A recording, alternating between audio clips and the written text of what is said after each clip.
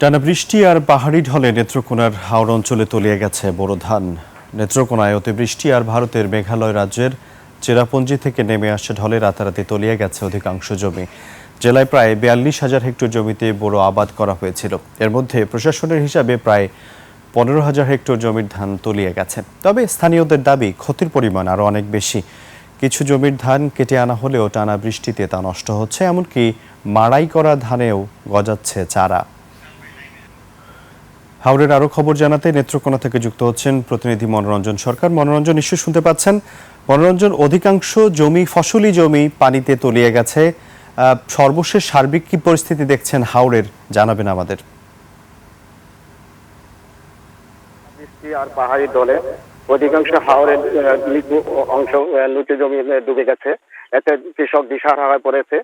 অনেকেই ধান কেটে গড়ে তুলেছে, গড়ে তোলার পরেও তারা পচে গেছে অনেকই।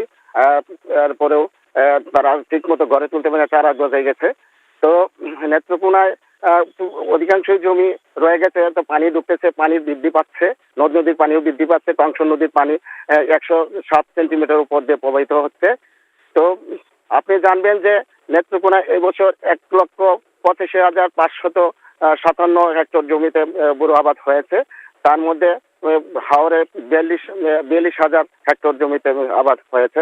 তার অধিকাংশ জমি এখন সমতলে পানি ঢুকতেছে। কৃষক সর্বহারা হয়ে পড়েছে।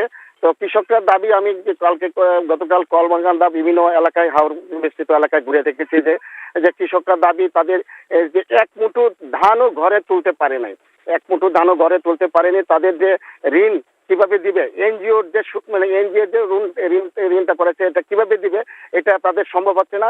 এই নিয়ে সরকারের হস্তক্ষেপ চান।